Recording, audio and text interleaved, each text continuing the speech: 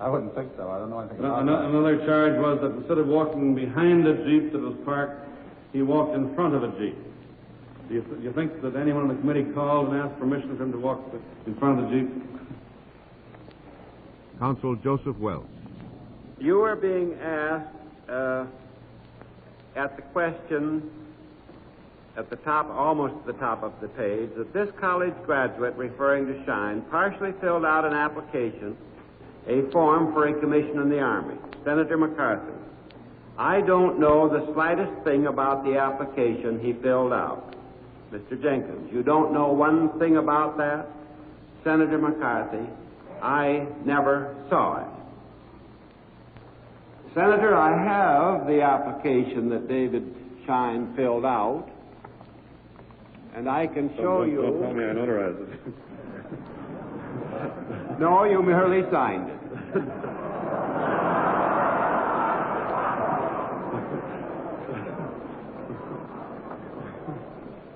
Mr. Welch, you have a point of order? I don't know what it is, but it's a point of something. I It's a point of order, you may say it. My point of order is that Mr. Jenkins yesterday was imposed upon, and so was the Secretary of the Army, by having a doctored or altered photograph produced as if it were honest. I have the photograph that was offered yesterday in evidence, and in respect to which Mr. Stevens was not only examined but cross-examined. And I show you now a photograph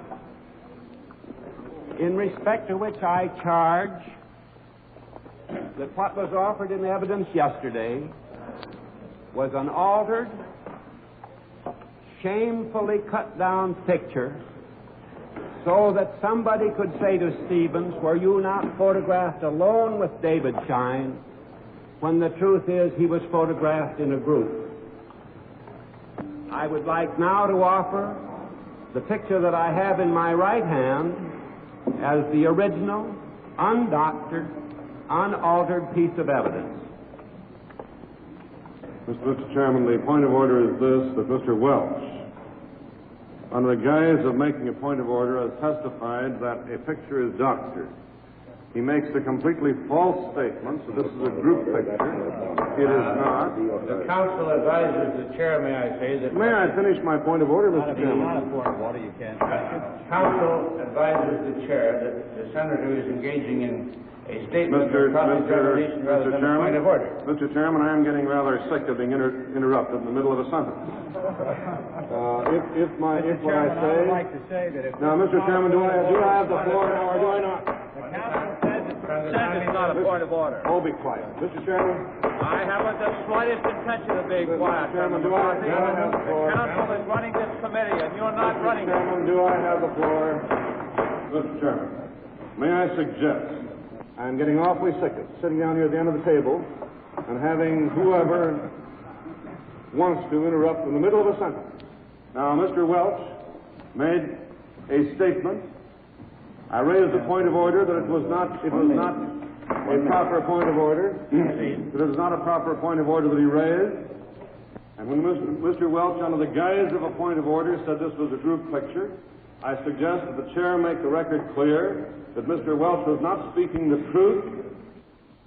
I'll ask you whether or not you told me that you had documentary evidence in the form of a photograph of Mr. Stevens and Mr. Shine corroborating your statement to me that Mr. Stevens requested his photograph be taken with Shine. Is that correct? I told you, sir, that we had, that as far as I knew, there was a picture of Mr. Stevens and Private Shine taken on November 17th. There was and there is. Was that original, the photograph introduced yesterday, delivered to me by you or a member of your staff prior to my cross-examination of the Secretary? May I describe this? Was Yes, sir. anything ever said to me up to this time about any person being cut out of that photograph? No, sir, I don't think anything was ever said to you about any person being cut out of that photograph. I now find, on inquiry of a member of the staff, that they saw some third person who was not recognizable and was not recognized standing to the side that Mr. Stevens and Mr. Shine were facing each other and looking at each other. There was a third person standing to the side, and they thought that that person had no relevancy, had nothing to do with it, and that the picture wanted was the picture of Stevens and Shine. Mr. Welch questions James Juliana, assistant to the McCarthy committee. Well, then the only thing to do was to bring in the photostat of the original picture with 3 people in the cast. Isn't that right? I wasn't asked for it, and I didn't deliver that. I think that's right. You were asked for something different from the thing that hung on Shine's wall. I never knew what hung on Shine's wall. You did know what hung on Shine's wall when that was handed to you, sir. I did not know what hung on Shine's wall. Did you think this came from a pixie? Where did you think this picture that I hold in my hand, which is Exhibit 3, came from? I had no idea where it came from. The last you couldn't hear the question. Will give you this thing. Did you think it came from? I didn't get the rest of the question. Question. Did you think this came from a pixie? The counsel, for my benefit, define, I think he might be an expert on that. Yes. What a pixie is. Yes. I should say, Mr. Senator, that a pixie is a close relative of a fairy.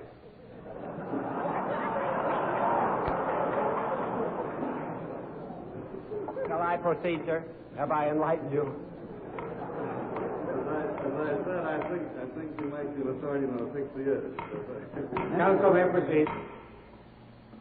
Mr. Cohn, you have spoken of that picture as representing Mr. Stevens smiling at Shine. Do you look at it now with me?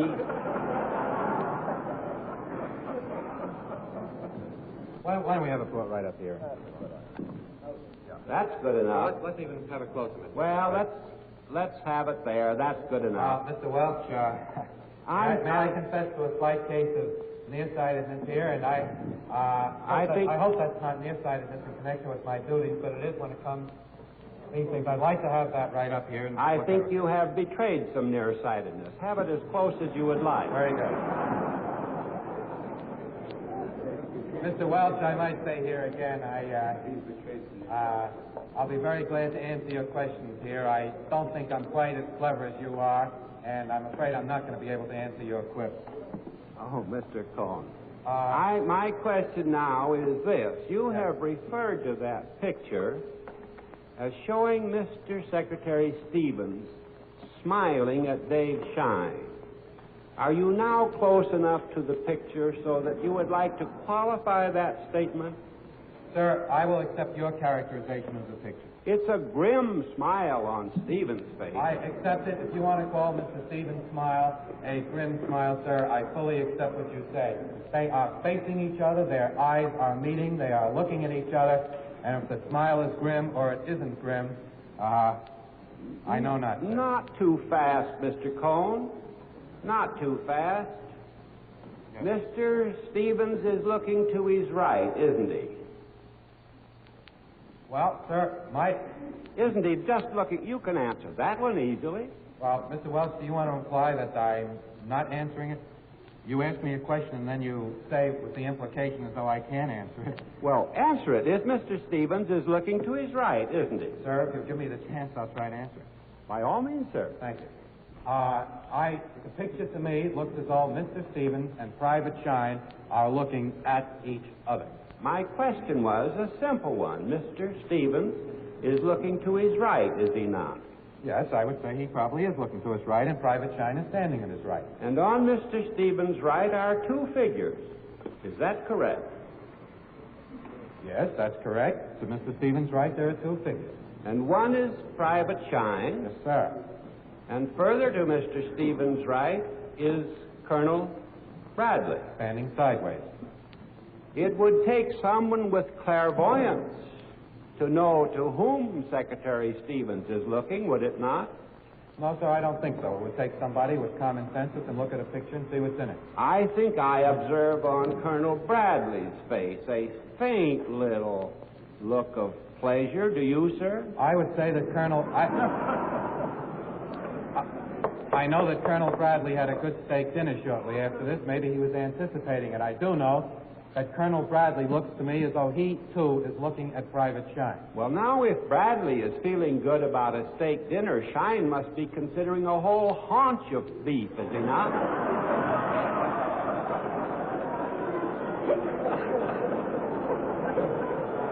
Mr. Chairman.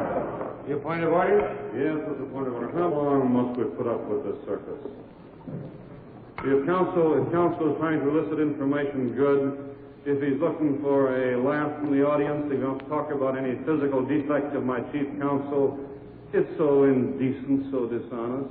I am not talking about any physical defect which Counsel Welch may have. I do not intend to. Let's get down to the issues, Mr. Welch. Each minute, Mr. Chairman, may I point out, each minute we waste here is wasting a vast amount of manpower, very important manpower, I think, the manpower of 8 senators and the heads of our military establishment. Senator Henry Jackson. I'm a little confused here. This is a copy of a letter that's being introduced. I'd like to know how it arrived here at the committee, where it came from. It was handed to me just now by Senator McCarthy. It purports to be a letter written October 26, 1951 by the Federal Bureau of Investigation and signed by J. Edgar Hoover, the director. It is addressed to Major General Bowling, Assistant Chief of Staff, G2, Department of the Army, Washington, D.C. Mr. Chairman, Mr. Welch? the mere fact that we have an impressive-looking purported copy of such a letter doesn't impress an old-time lawyer. I would like to have Mr. J. Edgar Hoover say that he wrote the letter and mailed it. Then we'd know what we were dealing with. Mr. Chairman, Senator McCarthy? I want to make it very clear that I have gotten neither this letter nor anything else from the FBI. Well, where did it come from, then? Mr. Chairman, I assure you this purported copy did not come from the Army files, nor does the Senator for a moment suggest it did. Just a minute. Mr. Chairman, if Mr. Welch is going to say there's not a copy of this in the Army files, he should be sworn because that statement is untrue as far as I know. I did not say that, Senator. I said that this purported copy did not come from the Army files, and you know I'm quite right, sir. And I have an absorbing curiosity to know how in the dickens you got hold of it. I'll wager you. I will wait. May I say, Mr. Chair? The chair has the floor. May I say, Mr. The Chair? chair has the floor. May I say, Mr. The chair has the floor. I'll have to advise you again, Mr. Welch, that all investigative agencies in this town operate on the rule that they don't have to disclose the sources of their information. Your absorbing curiosity will have to be satisfied some other way, I'm afraid. And by Mr. J. Edgar Hoover. Robert Collier, assistant to Mr. Jenkins. Mr. Hoover has examined the document and has advised me that he never wrote any such letter. Now, Mr. Collier, as I understand your testimony, this document that I hold in my hand is a carbon copy of precisely nothing. Is that right? I will say that Mr. Hoover informed me that it is not a carbon copy of a memorandum prepared or sent by the FBI. Let's have it straight from the shoulder. So far as you know, it's a carbon copy of precisely nothing. So far as I know, it is, yes, but that, again, is a conclusion. And so far as you know, this document in this courtroom sprung yesterday by Senator McCarthy is a perfect phony. Is that right? No, sir, Chairman. McCarthy, have a point of order? Mr. Chairman, this has been referred to as a phony by Mr. Welch. That's one of the most serious reflections upon the integrity of the chairman that we've had so far, and I've had many reflections upon my integrity. Let me make it very clear, Mr. Jenkins and Mr. Chairman, that I will not under any circumstances reveal the source of any information which I get as chairman of the committee. One of the reasons why I have been successful, I believe to some extent, in exposing communism is because the people who give me information from within the government know that their confidence will not be violated. There is no way on earth that any committee, any force, can get me to violate the confidence of those people.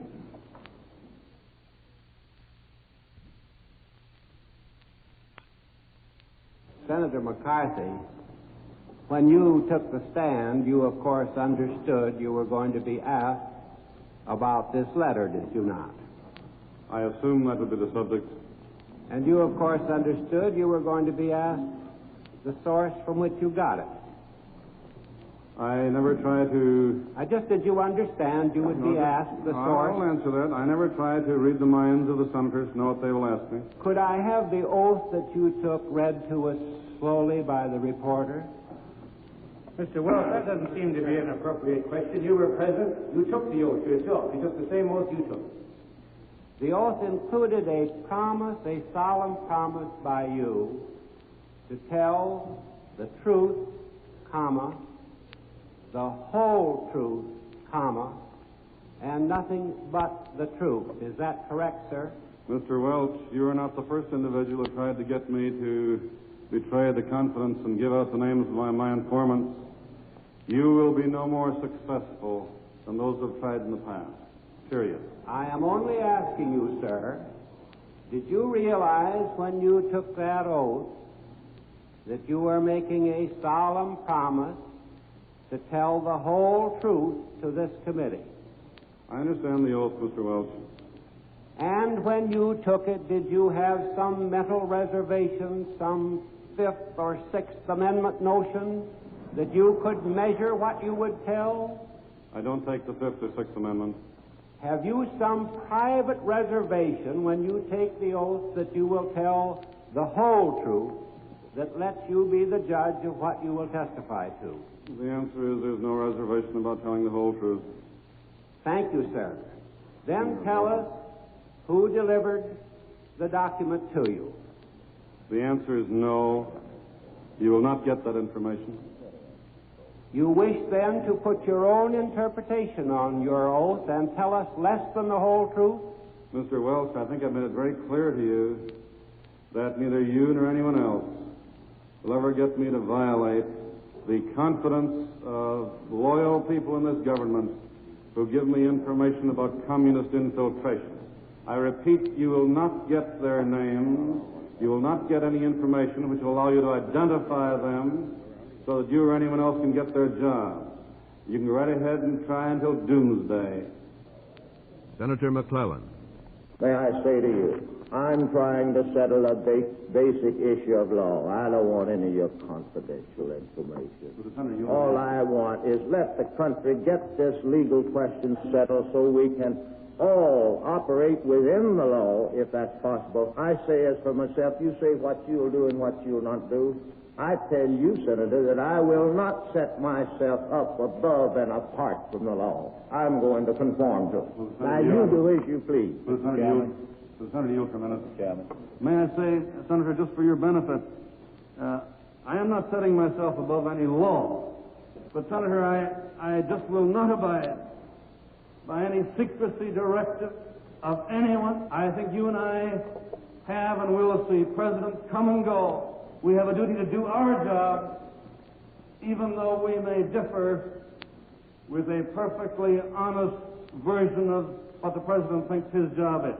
Well, now, we may differ about that, and that's what I think the American people are entitled to have settled. Whether you're right or the president's right. That's what I'm trying to find out. When you say I'm trying to put you in jail, I'm asking no such thing. I don't care if you're staying out. No one's afraid of you out any more than would be in, as far as I know. But the point I'm making is, Joe, and you know it, you've reached the crossroads in this thing. And we're entitled, in the course of these hearings now, to have this thing settled if there's any way to settle it. Keep all your information in your head or somewhere else, as far as I'm concerned. I want you to understand that. As far as I'm concerned, I want to settle a basic issue here that is vital, I think, to the security of this nation. Senator Symington. Senator McCarthy, do you think that President Eisenhower could put any classification on a secret document which would prevent you from being a person authorized to receive and examine it? Now, your question was, does Mr. Eisenhower have what? President Eisenhower, sir. President Eisenhower have what?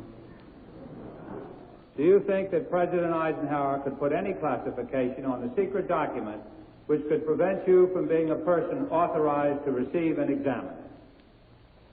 I guess the answer is yes or no.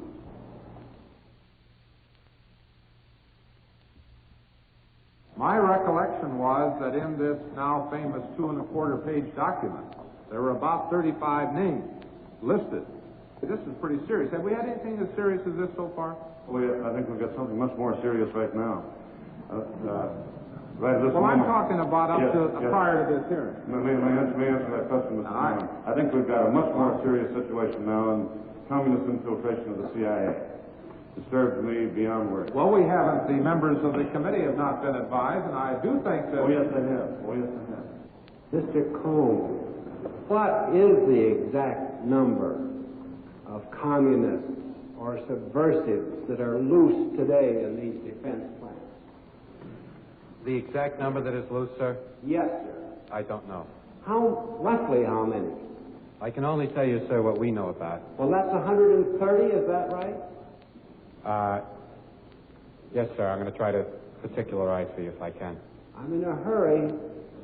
I don't want the sun to go down while they're still in there if we can get them out. I'm afraid we won't be able to work that. Well, I've got a suggestion about it, sir. How many are there?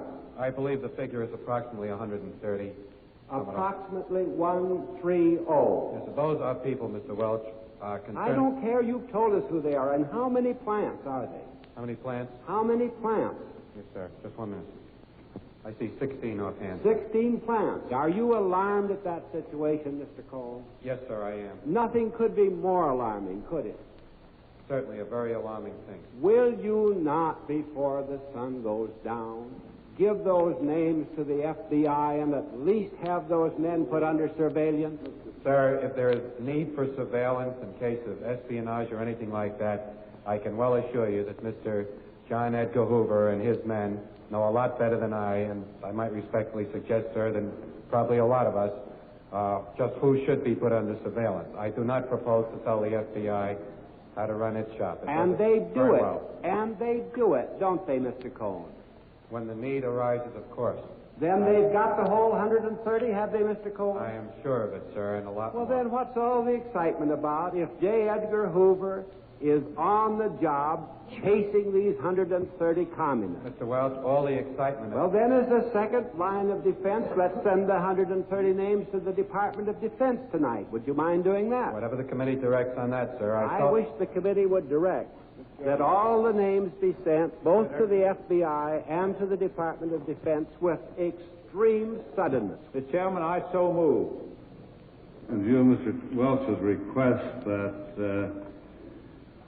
the information be given once we know of anyone who might be performing any work for the Communist Party, I think we should tell him that he has in his law firm a young man named Fisher, whom he recommended, incidentally, to do the work in this committee, who has been for a number of years a member of an organization which was named, years and years ago, as the legal bulwark of the Communist Party, an organization which always springs to the defense of anyone who dares to expose communists.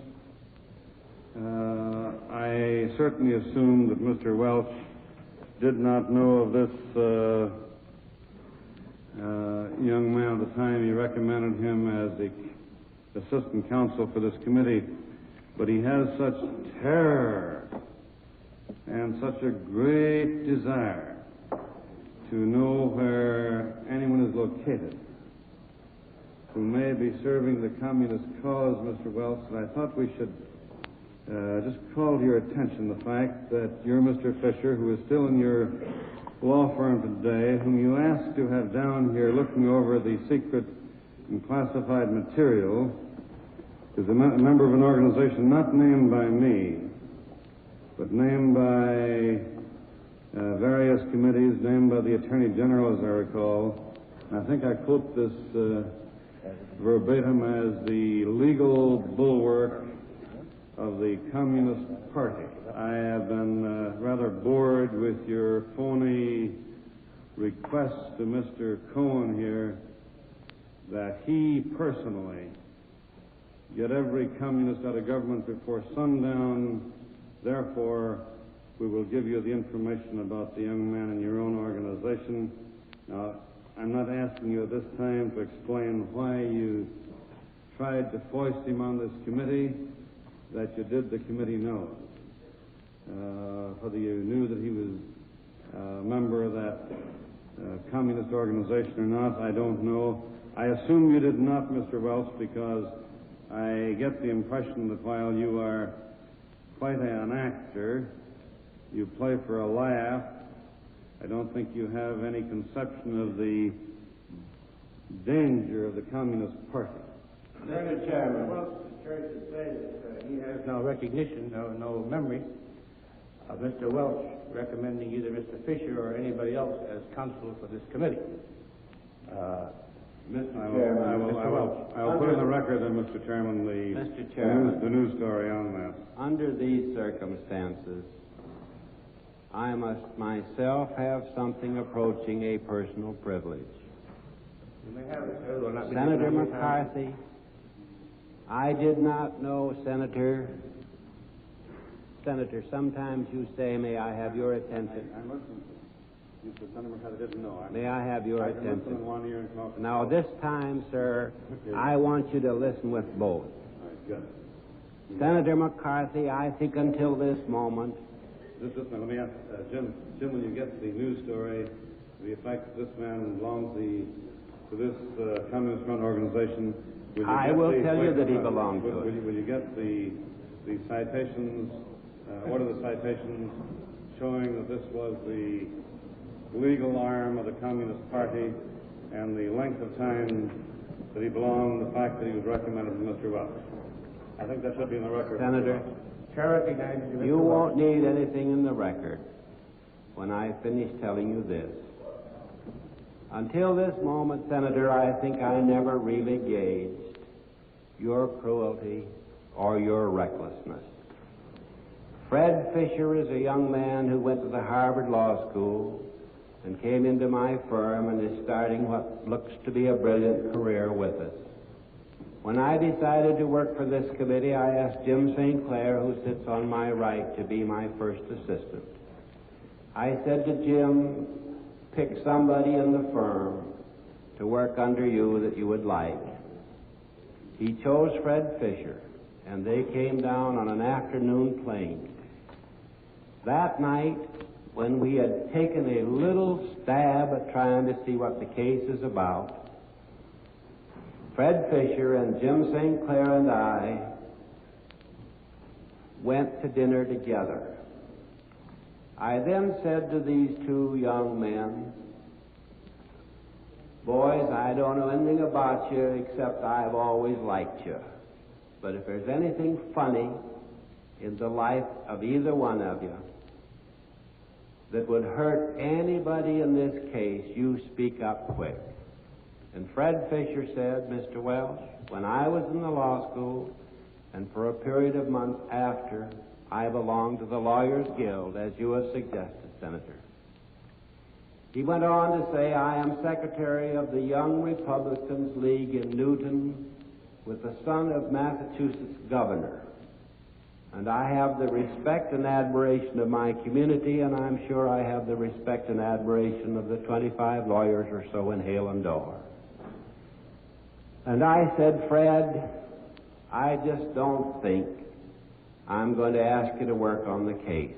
If I do, one of these days that will come out and go over national television, and it will just hurt like the dickens. And so, Senator, I asked him to go back to Boston. Little did I dream you could be so reckless and so cruel as to do an injury to that lad. It is true he is still with Hale and Dorr. It is true that he will continue to be with Hale and Dorr. It is, I regret to say, equally true that I fear he shall always bear a scar needlessly inflicted by you. If it were in my power to forgive you for your reckless cruelty, I would do so. I like to think I'm a gentleman, but your forgiveness will have to come from someone other than me. Mr. Chairman. May I say that Mr. Welch talks about this being cruel and reckless. He was just baiting. He has been baiting Mr. Cohen here for hours. Now, I just give this man's record, and I want to say, Mr. Welch, that it has been labeled long before he became a member, as early as 1944. Senator, may we not drop this? We know he belongs to the Lawyers Guild. And Mr. Cohen nods his head at me. I did you, I think, no personal injury, Mr. Cohen. No, sir. I meant to do you no personal injury. And if I did, I beg your pardon. Let us not assassinate this lad further, Senator. You've done enough. Have you no sense of decency, sir, at long last? Have you left no sense of decency? I know this hurts you, Mr. Welch. I'll say it May I hurts. say, Mr. Chairman, as a point of personal privilege, I'd like to finish this. Senator, I think it hurts you too, sir. I'd like to finish this. Mr. Welch here has been filibustering this hearing. It seems that Mr. Welch is pained so deeply, he thinks it's improper for me to give the record, the Communist Front record, of the man whom he wanted to foist upon this committee. But it doesn't pain him at all. There's no pain in his chest about the unfounded charges against Mr. Frank Carr.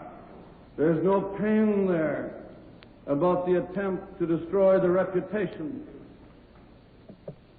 and take the jobs away from the young men who are working in my committee. And Mr. Welch, if I have said anything here which is untrue, then tell me. I have heard you and everyone else talk so much about laying the truth upon the table that when I heard it was completely phony, Mr. Welch, I've listened to you now for a long time, to saying now before sundown you must get these people out of government.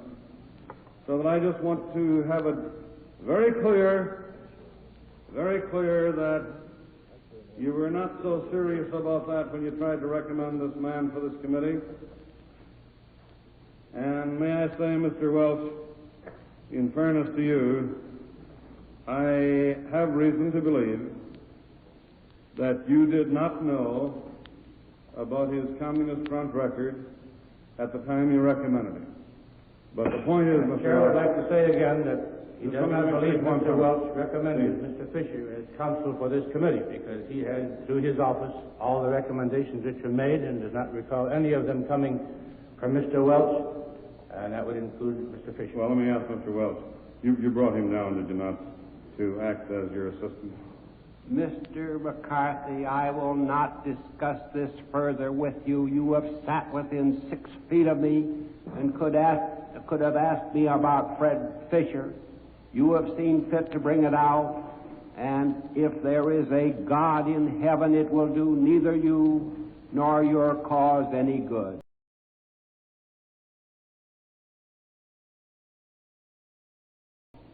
Even though he's not under oath, whether he has any information at all of any kind to justify this attempted smear against these 14 young men who have done such an excellent job uncovering communists.